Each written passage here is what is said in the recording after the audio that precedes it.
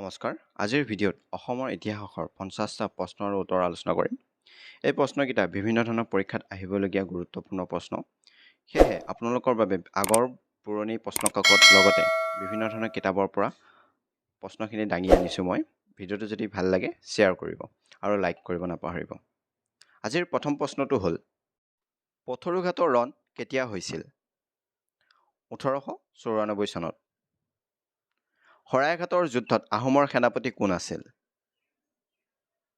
লাচিত বৰফুকন অসমৰ প্ৰাচীনতম শাসকগৰাকী কোন আছিল মহিৰংগ দানৱ ব্ৰিটিছৰ বিৰুদ্ধে বিদ্ৰোহ কৰা প্ৰথম অসমীয়া কোন আছিল গুমধৰ কোঁৱৰ শ্ৰীমন্ত শংকৰদেৱৰ জন্ম কেতিয়া হৈছিল 1449 চনত আহোমসকল কিমান চনত ব্ৰহ্মপুত্ৰ উপত্যকাত সোমাইছিল 1228 খ্ৰীষ্টাব্দত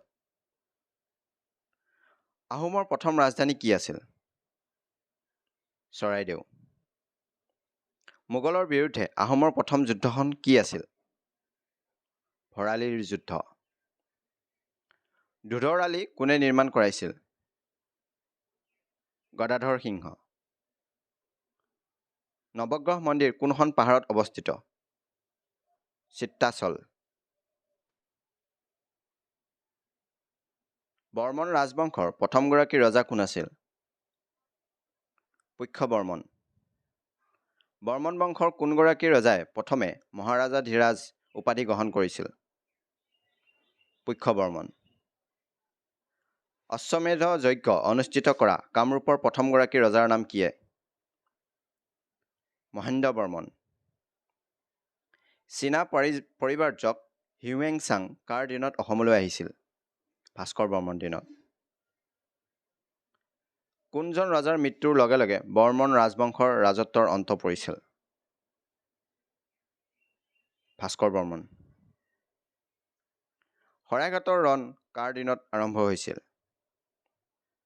চক্ৰধ্বজ সিংহৰ দিনত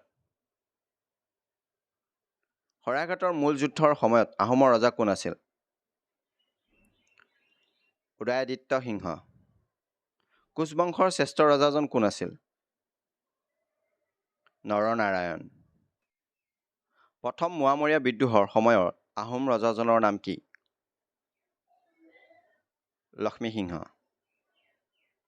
আহোমসকলৰ বিবাহ পদ্ধতিক কি বুলি কোৱা হয় চকলং ব্ৰিটিছ শাসকৰ বিৰুদ্ধে বিদ্ৰোহ কৰা প্ৰথমজন আহোম ৰাজকোঁৱৰ কোন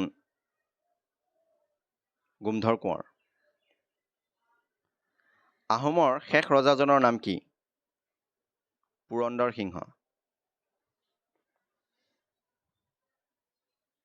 হিন্দু ধৰ্ম গ্ৰহণ কৰা প্ৰথম আহোম ৰজাজন কোন আছিল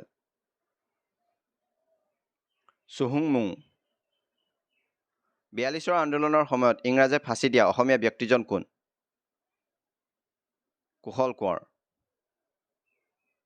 প্ৰথম ঘূৰণীয়া মেজমেলত অংশগ্ৰহণ কৰা অসমৰ একমাত্ৰ প্ৰতিনিধিজন কোন আছিল চন্দ্ৰধৰ বৰুৱা কোনজন আহোম স্বৰ্গদেউৰ দিনত প্ৰথম ৰূপৰ মুদ্ৰা তৈয়াৰ কৰা হৈছিল চুক্লেংমুং শৰাইঘাটৰ যুদ্ধত মোগলৰ সেনাপতি কোন আছিল ৰামসিংহ আহোমৰ শাসন ব্যৱস্থাত উজনি অসমৰ প্ৰথম কাৰ্যবাহী বিষয়াজন কোন বৰবৰুৱা ৰজাৰ প্ৰতিনিধি হিচাপে গুৱাহাটীত থকা আহোম ৰজাৰ বিষয়াজন কোন বৰফুকন কিমান চনত চুকাফাই চৰাইদেউত স্থায়ী ৰাজধানীৰ ভেটি স্থাপন কৰিছিল 1253 চনত অসমত দাস প্ৰথা কেতিয়া বিলোপ কৰা হয় 1843 চনত ফুলগুৰিৰ সংঘৰ্ষ কিমান চনত সংঘটিত হৈছিল 1861 চনত ফুলগুৰিৰ সংঘৰ্ষত মৃত্যু হোৱা ইংৰাজ বিষয়াজনৰ নাম কি লেফটেনাণ্ট ছিংগাৰ কোন চনত অসমত জাতীয় কংগ্ৰেছৰ অধিৱেশন অনুষ্ঠিত হৈছিল 1926 চনত ছাৰ ছাৰ্দুল্লা মন্ত্ৰীসভা কেতিয়া গঠন হৈছিল 1937 চনত। কছাৰী ৰাজ্যৰ বেছিভাগ অংশ কোন আহোম ৰজাৰ দিনত দখল হৈছিল? চুহুংমুহুং। মূলা গাভৰু কাৰ বিৰুদ্ধে যুদ্ধ কৰি মৃত্যুবৰণ কৰিছিল? তুৰ্বাক। আহোমসকল অসমলৈ কোন পিনেৰে সোমাইছিল? পাটকাই পাছ। কোচ মুদ্ৰাক কি নামেৰে জনা গৈছিল? নাৰায়ণী। কাছাৰৰ পুৰণি নাম কি আছিল? হিডিম্বা। তুংখুঙীয়া বুৰঞ্জী কোনে লিখিছিল? শ্ৰীনাথ বৰবৰুৱা। গিয়াছুদ্দিন আলাউজীয়ে কিহৰ লগত জড়িত? হাজোৰ পুৱা মক্কা। শদিয়াখোৱা গোহাঁই পদটো কোন আহোম ৰজাই সৃষ্টি কৰিছিল? চুহুংমুহুং। পিয়লি ফুকনক কেতিয়া ফাঁচি দিয়া হৈছিল? 1830 চনত 26 জুলাইত।